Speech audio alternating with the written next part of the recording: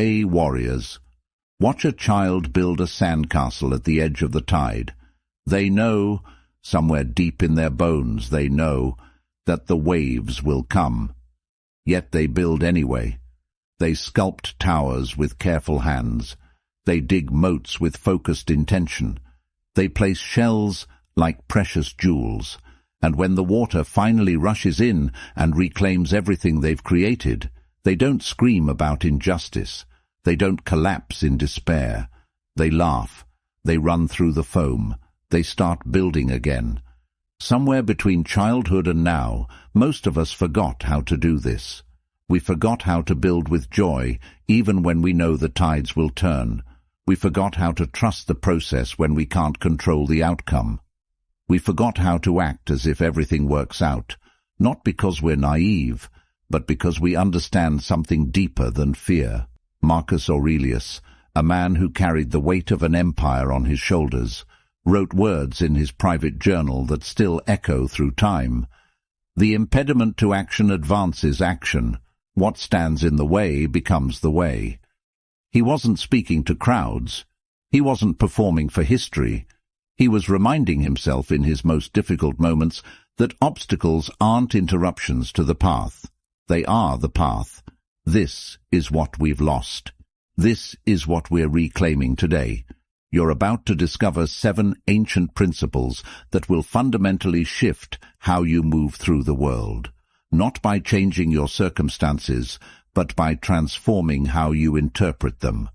Not by controlling what happens, but by mastering how you respond. Not by denying difficulty, but by deciding that even difficulty is working for you, not against you. Imagine living with such deep trust that panic becomes foreign to you.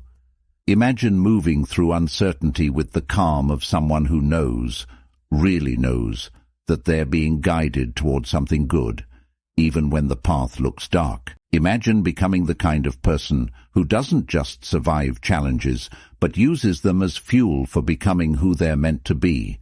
This isn't fantasy. This is philosophy in action. This is Stoicism lived, not just studied, and it starts with a single decision. The decision to act as if everything always works out for you, even before you have proof, especially before you have proof. Before we dive deep, I need you to do something. Hit that like button right now. Drop a comment below. Let me know where you're watching from. Share this with someone who's been struggling to trust the process. Subscribe to this channel because what we're building here matters.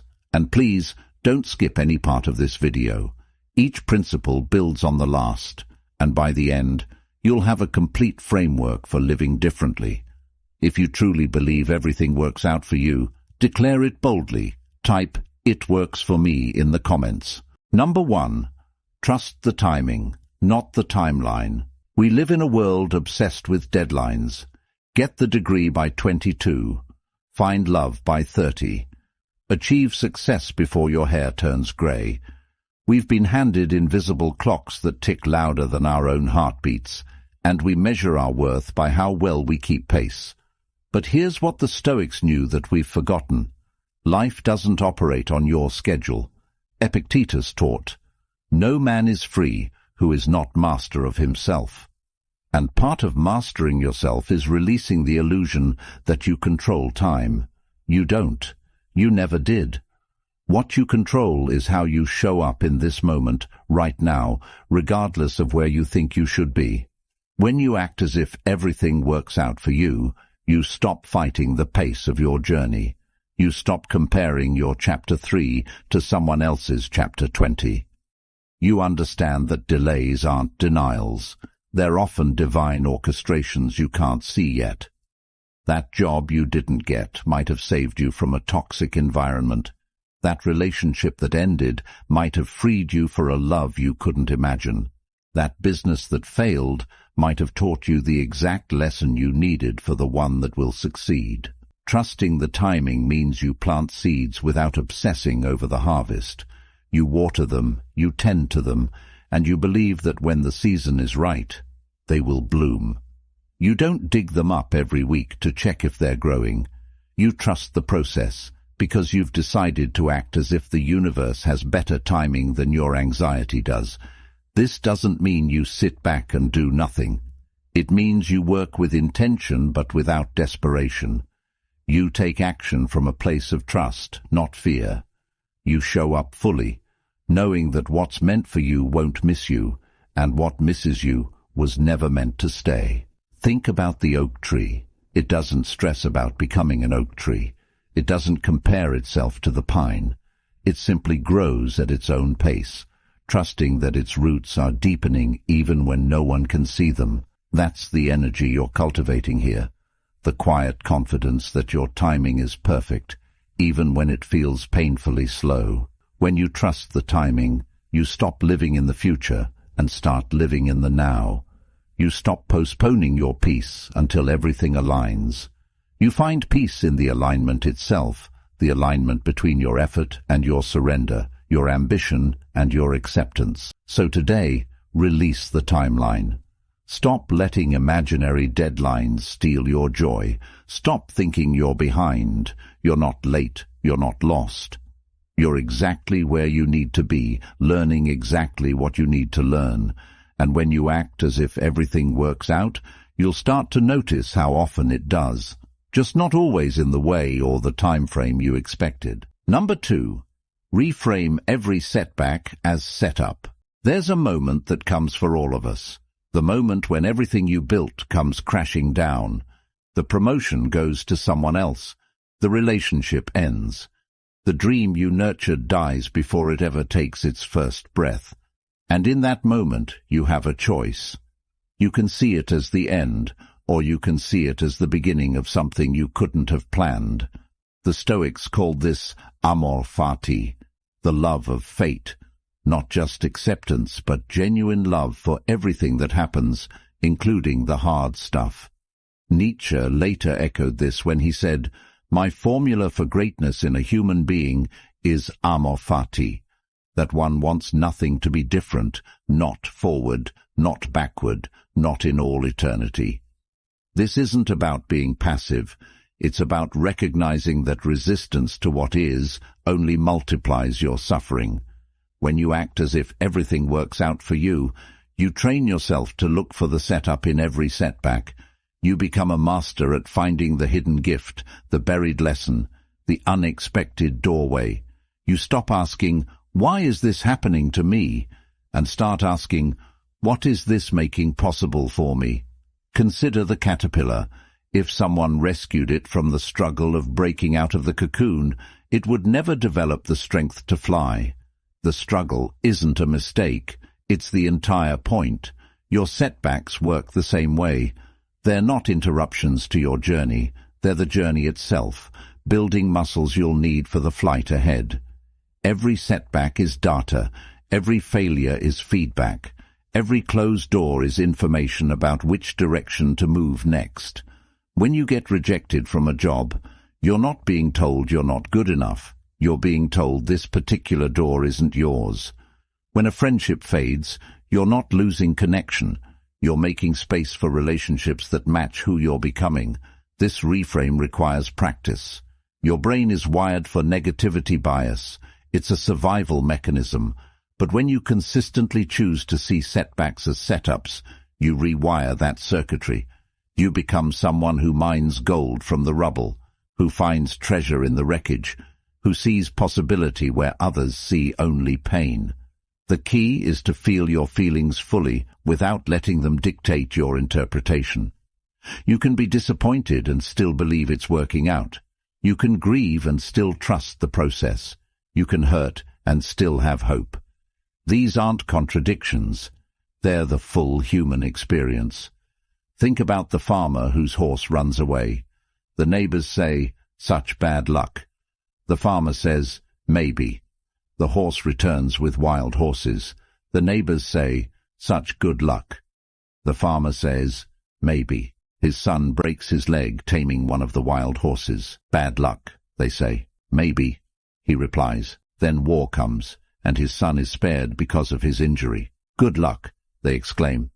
And the farmer, wise as ever, simply says, "Maybe." This parable teaches you that you rarely know in the moment whether something is truly a setback or a setup. What looks like disaster today might be your greatest blessing tomorrow. So why not act as if it's already working out? Why not give yourself the gift of that belief right now, instead of waiting for proof? When you reframe setbacks as setups, you stop being a victim of circumstance and become a student of life. You approach challenges with curiosity instead of dread. You ask better questions, you find better answers, and most importantly, you keep moving forward, even when the path looks nothing like you planned. If you're ready to see obstacles as opportunities, comment "Setback is set up" below. Number 3. Surrender control, strengthen trust. Control is the most seductive illusion we cling to. We believe if we just plan enough, worry enough, prepare enough, we can force life to bend to our will. We grip tightly to outcomes, to people, to timelines, and we call it being responsible. But the Stoics understood something we've forgotten. The tighter you grip, the more you suffer. Seneca wrote, "We suffer more often in imagination than in reality." Most of your anxiety isn't about what's happening, it's about what you think should happen and your desperate attempts to make it so. You exhaust yourself trying to control variables that were never yours to control in the first place. When you act as if everything works out for you, you practice radical surrender. Not the kind where you give up, but the kind where you give over. You distinguish between what's yours to control and what isn't. And here's the truth. There's very little you actually control. You don't control other people's choices. You don't control outcomes. You don't control timing. You don't even control tomorrow. What you do control is your effort, your attitude, your integrity, and your response. That's it. That's the entire list. And when you pour your energy into those things instead of everything else, life becomes remarkably lighter. Surrendering control doesn't mean you stop taking action. It means you take action without attachment to specific results. You do your best, then you release. You plant the garden, but you don't demand that it grow. You have the conversation, but you don't manipulate the response. You apply for the opportunity, but you don't collapse if it doesn't work out. This is the dance between doing and allowing, between effort and ease. You work hard, but you hold your plans loosely. You commit fully, but you stay flexible. You care deeply, but you don't suffocate what you love with your need for certainty. Think about trying to hold water in your fist. The tighter you squeeze, the more it escapes. But when you cup your hands gently, the water stays. That's how you need to hold your life, with open hands, with trust, with the belief that what's meant for you will stay, and what leaves was meant to teach you to let go. Strengthening trust means you stop needing guarantees before you move. You understand that faith isn't about knowing how it will work out. It's about knowing it will work out somehow, in some way, for your highest good. Even when you can't see it, even when it hurts, even when everyone else thinks you're crazy for believing. The practice is simple but not easy. Every time you feel yourself trying to control something outside your sphere of influence, pause. Take a breath. Ask yourself, what's mine to do here? Do that thing fully. Then release everything else. Hand it over to life, to time, to the universe, to whatever greater intelligence you believe orchestrates this existence. You'll be amazed at how much energy you reclaim when you stop trying to micromanage reality. You'll be shocked at how often things work out better than you planned when you give them space to unfold naturally. And you'll discover a peace that doesn't depend on everything going your way, a peace that exists because you trust the way everything is going. Number 4. Act with certainty, even in uncertainty. There's a particular kind of paralysis that grips people when they can't see the full path ahead. They stand at the edge of decision, waiting for clarity, waiting for guarantees, waiting for some cosmic sign that lights up the entire road before they take a single step. But here's what they miss. Certainty isn't found. It's created. It's built with each step you take, not before you take them. The Stoic philosopher Epictetus understood this deeply when he said, "First say to yourself what you would be, and then do what you have to do." Notice he didn't say, "First know exactly how everything will turn out, then maybe consider doing something." He said, "Decide who you are, then act accordingly." That's the secret. When you act as if everything works out for you, you don't wait for confidence. You act with confidence and let the feeling catch up later. You move forward even when your hands are shaking. You make the call even when your voice might crack. You start the project even when you don't have all the answers, because you've made a fundamental decision that your uncertainty won't be your prison. Think about learning to walk as a child. You didn't wait until you were certain you wouldn't fall. You fell dozens of times. You wobbled, you stumbled, you crashed into furniture, but something in you just knew that walking was possible, so you kept trying. You acted with certainty even though you had no evidence yet that you could do it. And eventually, your actions created the certainty your mind was looking for. This is how you navigate life when you believe things work out for you. You understand that waiting for perfect clarity is just fear wearing a sophisticated mask.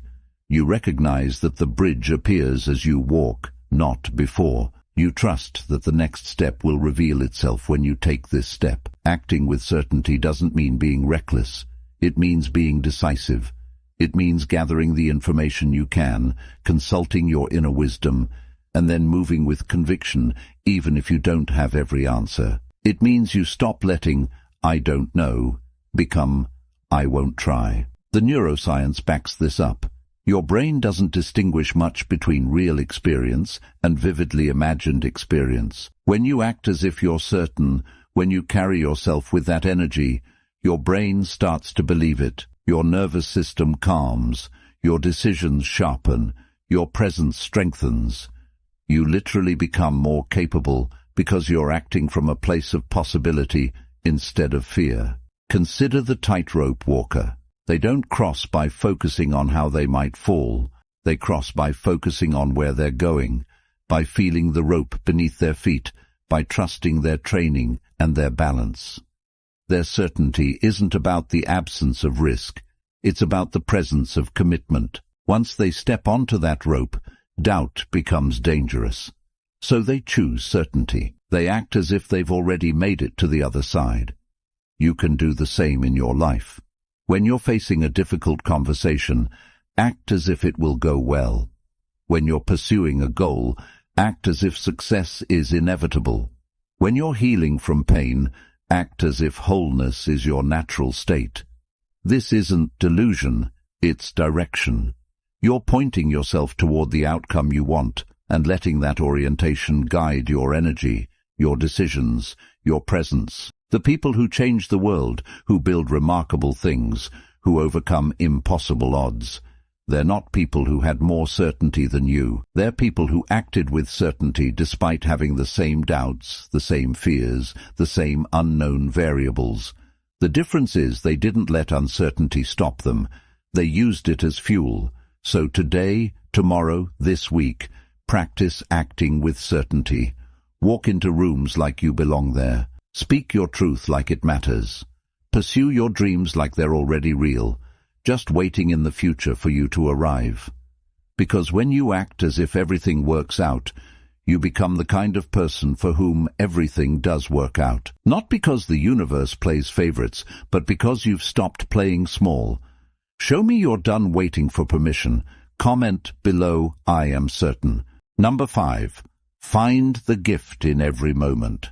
Life has a way of hiding treasure in unexpected places. Sometimes it's wrapped in disappointment. Sometimes it's buried beneath frustration. Sometimes it shows up in the exact moment you thought nothing good could possibly emerge. But it's always there, this gift, this lesson, this tiny miracle, waiting for you to notice it.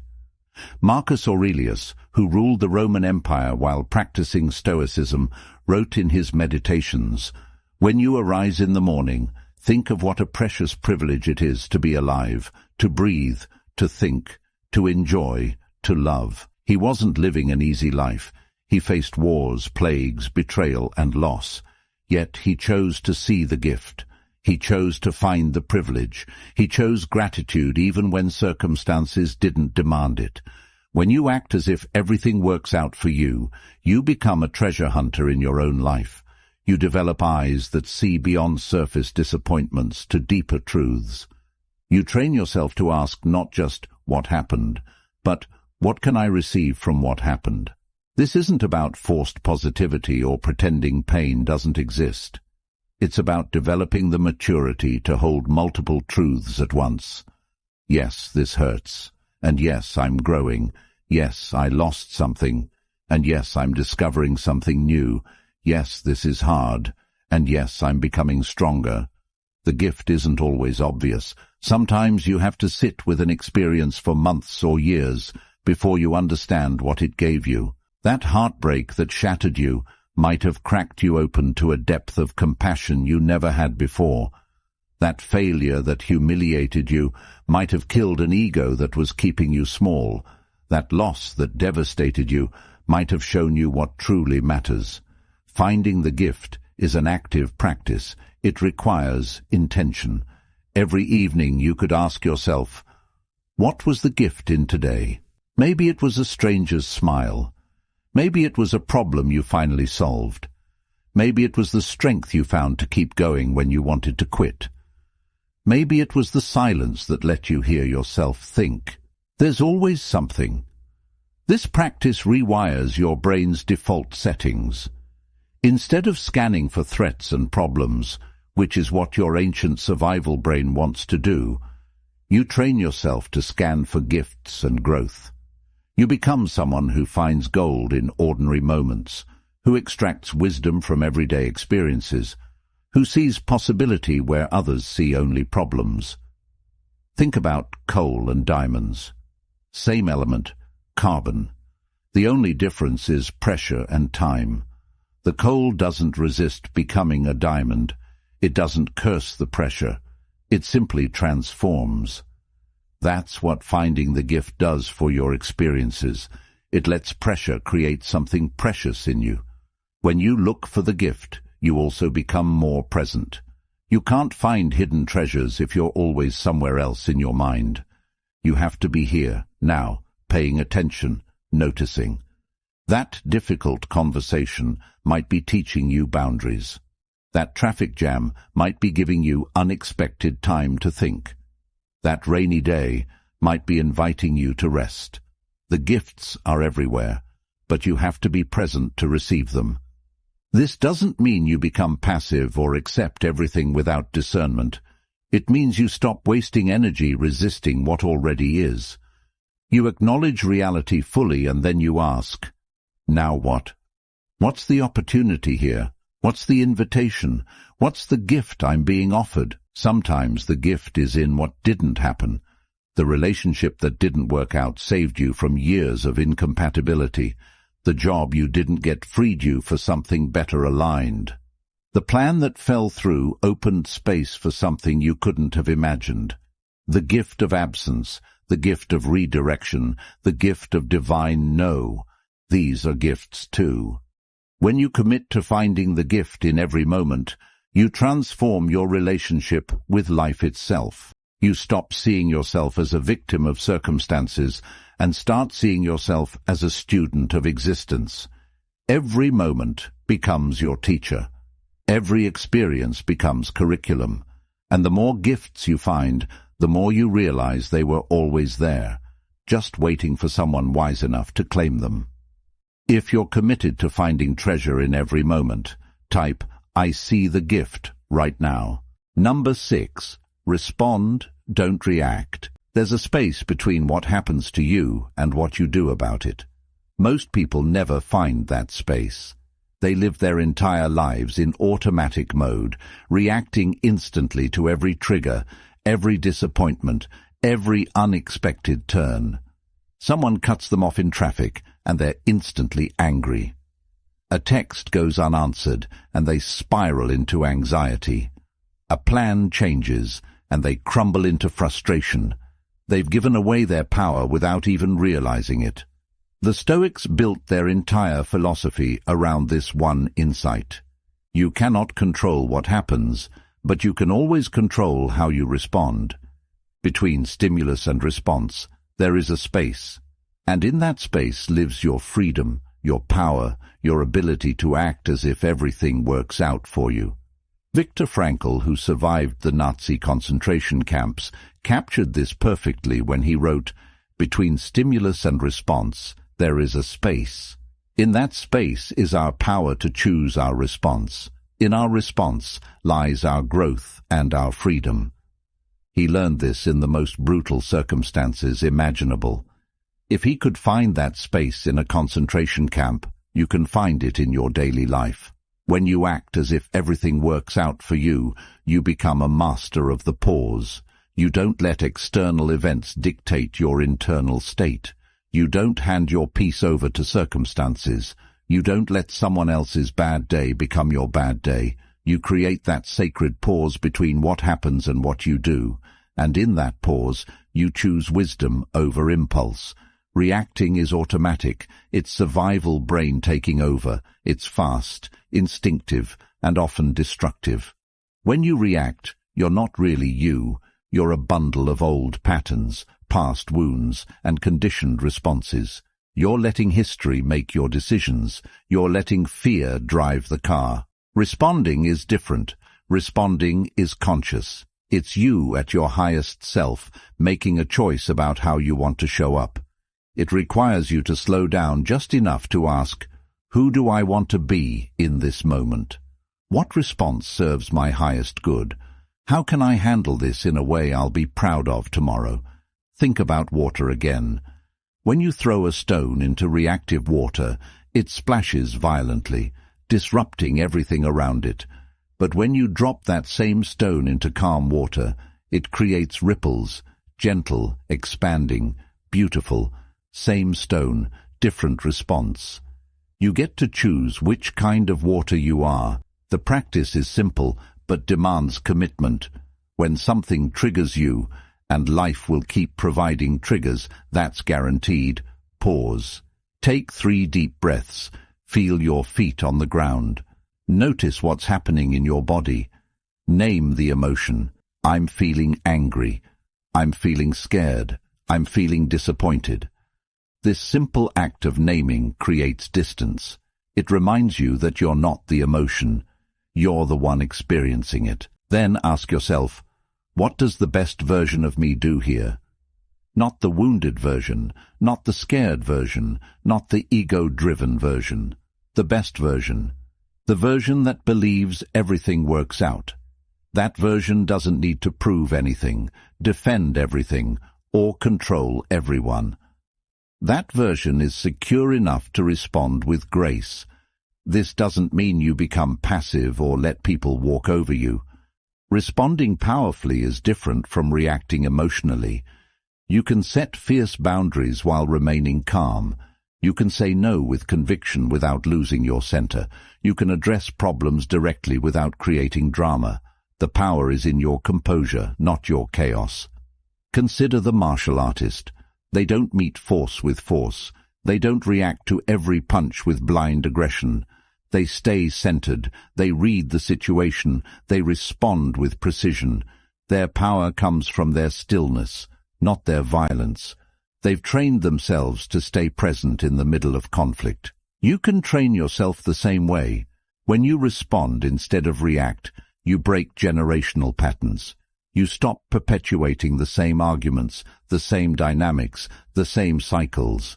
You become the one who transforms energy instead of transmitting it. Someone brings you their anger, and you respond with calm.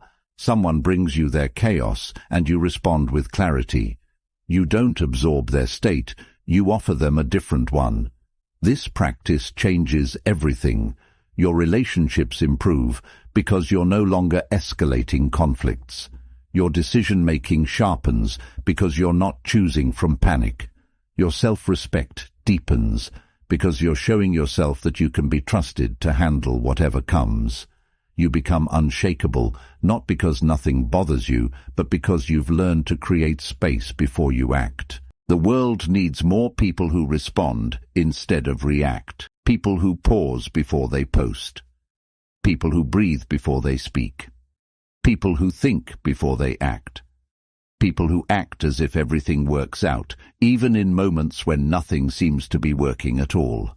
Prove to yourself you're choosing differently. Drop "I choose peace" in the comments. Number 7.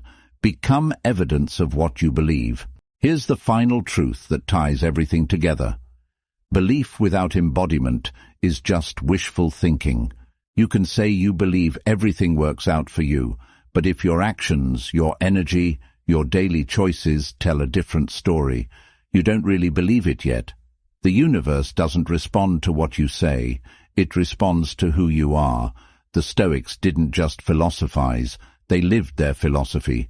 Marcus Aurelius didn't write about virtue while ruling cruelly. Seneca didn't preach about simplicity while drowning in excess. Epictetus, who was born a slave, didn't just talk about inner freedom.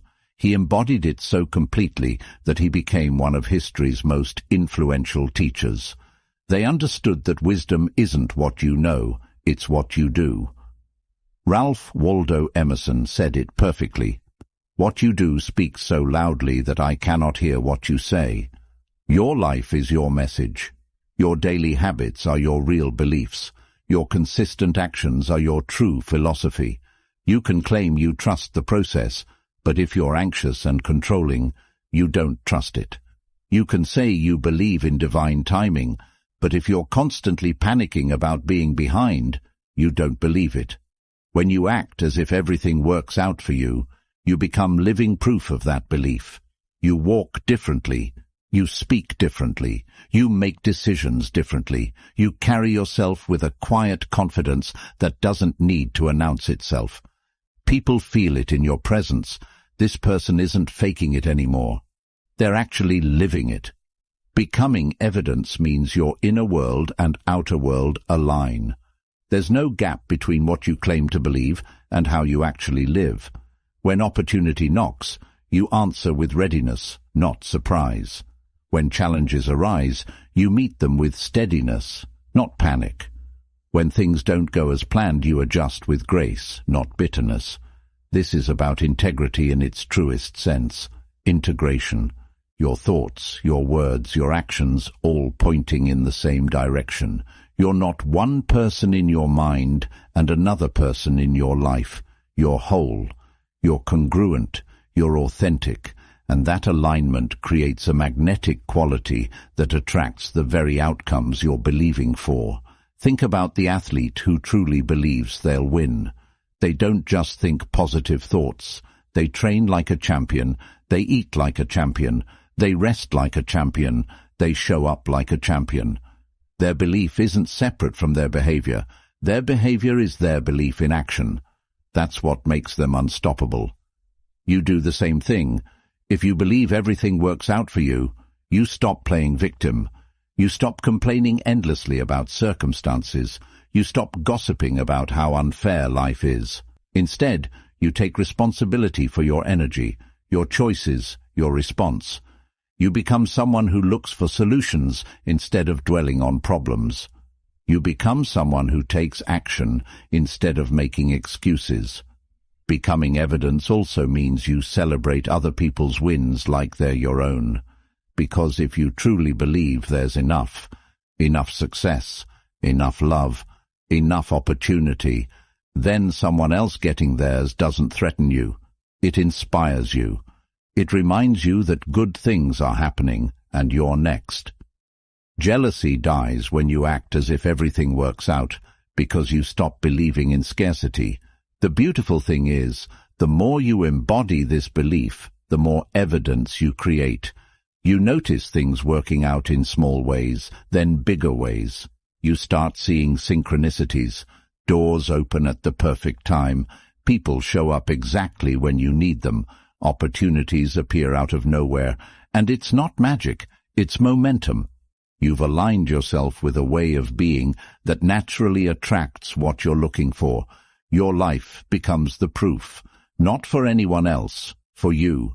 Every time you stay calm in chaos, you prove to yourself you can be trusted. Every time you find the gift in difficulty, you prove to yourself your belief is real. Every time you respond instead of react, you prove to yourself you're changing. And that proof builds unshakable faith. So today, right now, decide to become the evidence. Stop waiting to believe it when you see it. Believe it so completely that you become it. Live it so fully that you are it. Act as if everything always works out for you until the day you realize it's no longer an act. It's just who you are. You've journeyed through 7 principles today, but they're not just ideas to admire. They're invitations to transform. Acting as if everything works out for you isn't about denying reality. It's about choosing which reality you're going to feed. It's about recognizing that you have more power than you've been using, more resilience than you've been claiming, and more capacity for trust than you've been exercising. The Stoics gave us this gift centuries ago, and it's still waiting for you to unwrap it. You are not what happens to you. You are what you choose to become in response to what happens. That space, that choice, that power, it's always been yours. When you trust the timing, you free yourself from the tyranny of comparison. When you reframe setbacks as setups, you transform obstacles into opportunities. When you surrender control and strengthen trust, you discover peace you didn't know was possible. When you act with certainty, even in uncertainty, you build the bridge as you walk. When you find the gift in every moment, you become wealthy in ways money can't measure. When you respond instead of react, you reclaim your power. And when you become evidence of what you believe, you stop waiting for your life to begin. You realize it already has. This isn't theory. This is practice. Daily, imperfect, beautiful practice. You'll forget. You'll slip back into old patterns. You'll have moments of doubt. That's okay. That's human. What matters is that you return, you remember, you choose again. So, act as if everything works out for you, not because it's easy, but because it changes everything. Not because you have proof yet, but because your belief creates the proof. Not because life promised you it would be smooth, but because you've decided to trust it anyway. If this message resonated with you, hit that like button. Share this with someone who needs to hear it. Drop your affirmations in the comments and subscribe to the channel. Your journey matters. Your transformation matters. And I'm honored to walk this path with you.